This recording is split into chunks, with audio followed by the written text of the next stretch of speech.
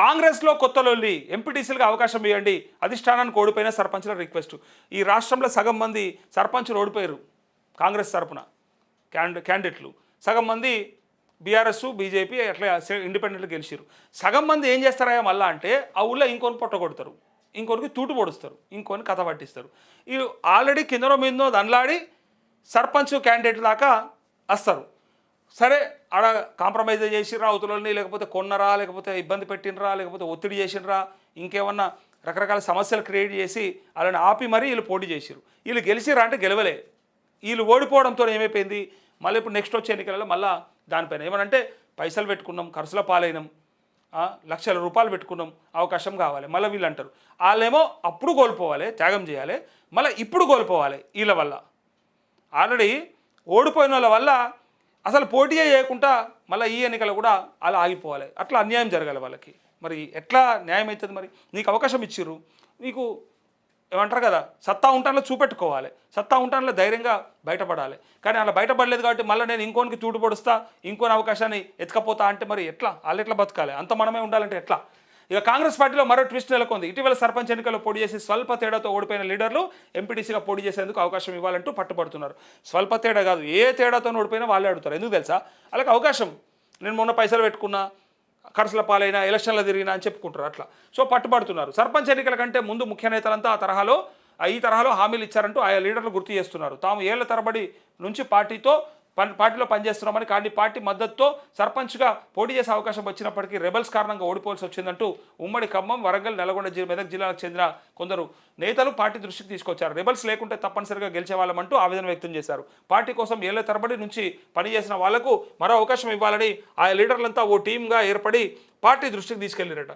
కావచ్చు ఇప్పుడు మీ కష్టాన్ని ఎవరు తక్కువ అంచనా వేస్తలేరు, కానీ నీకు అవకాశం రాలేదని ఇంకొన్ని అవకాశాన్ని పొట్టగొడతావా? ఇంకొని నాశనం పడతావా? నీ కష్టం, నువ్వు దశాబ్దాల కాలం పాటు పార్టీని అంటిపెట్టుకొని ఉండొచ్చు, పని చేస్తుండొచ్చు, అవకాశం వచ్చింది ఒకసారి ప్రూవ్ చేసుకుందామని ప్రయత్నించుండొచ్చు. కానీ ఓడిపోతే నీ నష్టం జరిగింది కాక మళ్ళీ నువ్వు అవతలను కూడా నష్టం చేస్తావా? అవతలను కూడా ఆగం చేస్తావా? వాళ్ళ అవకాశాలు కూడా నువ్వు కొట్టుకపోతావా? అది అసలు ముచ్చట ఇక్కడ. ఇగో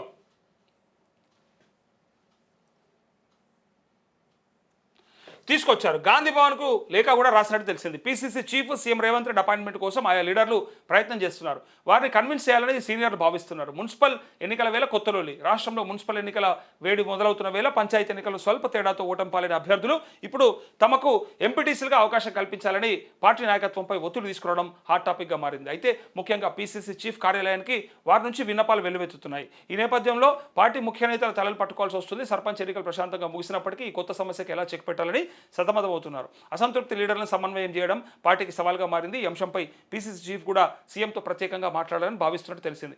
7,000కు పైగా సుశీరా పంచాయతీ ఎన్నికల్లో కాంగ్రెస్ పార్టీ గణనీయంగా 7,000కు పైగా స్థానాలను కైవసం చేసుకున్నప్పటికీ కొన్ని వ్యూహాత్మక ప్రాంతాల్లో ఓటమి ఎదురైంది. సిగ్గుండాలి అట్లా చెప్పుకోవడానికి, ఏదో గొప్ప చెప్పుకుంటా ఉన్నారు. ఇంకా ఎక్కువ రావాలి కదా మీ ప్రభుత్వం బ్రహ్మాండంగా ఉంటే. జూబ్లీహిల్స్లా గెలవగానే మీరు చెప్పారు కదా, మా అంతటో లేరు, మమ్మల్ని ఆదరిస్తున్నారు, మమ్మల్నే కోరుకుంటున్నారు అంటారు. మరి గ్రామాలలో ఎందుకు మళ్ళీ గంతగానం వ్యతిరేకించింది? 5,000 మంది వ్యతిరేకించారు మిమ్మల్ని. 5,000 గ్రామాలు మిమ్మల్ని వద్దనుకున్నాయి. అరే అవసరం లేదు బాయ్, మీరు మీ పరిపాలన వద్దు, మీరు వద్దని పక్కకు పెట్టినాయి, ప్రతిపక్షాలను గెలిపించినాయి.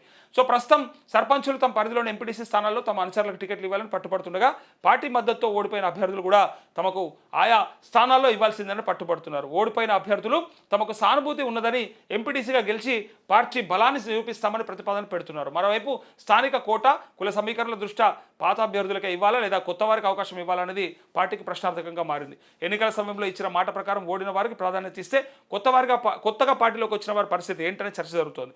క్షేత్రస్థాయిలో పార్టీ కోసం పోరాడి ఓడిపోయిన వారికి ప్రాధాన్యత ఇవ్వడం బాధ్యత అని కొందరు అంటుంటే, గెలుపు గుర్రాలకే టికెట్లు ఇవ్వాలని మరికొందరు సూచిస్తున్నారు.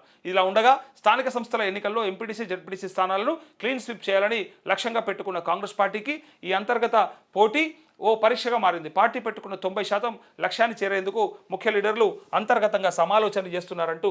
సమాలోచనలు ఉండే ఏముండయి, లొల్లి ఎక్కువ ఉంటుంది, పంచాయతీ ఎక్కువ ఉంటుంది, టెన్షన్ ఎక్కువ ఉంటుంది. ఎందుకంటే ఓడిపోయినంతో నొకలొల్లి, గెలిచినంతో నొకలొల్లి. గెలిచినోడు అంటాడు నాకు సంబంధించినటువంటి వ్యక్తికి, నాకు కావాల్సినటువంటి వ్యక్తికి, నా ఎన్నికల కష్టపడి పనిచేసిండను, లేకపోతే నాకు మద్దతు తెలిపిండను, ఆయన వేయించినటువంటి కొన్ని ఓట్లతోనే సర్పంచ్ అయినా కాబట్టి నాకు పలానైనా కంపల్సరీగా ఎంపీటీసీ టికెట్ ఇవ్వాలని ఈయన పట్టుబడతాడు. ఎందుకంటే గెలిచిన ఆయన ఉంటాడు కదా, ఈయన అధికారంలో ఉంటాడు కదా.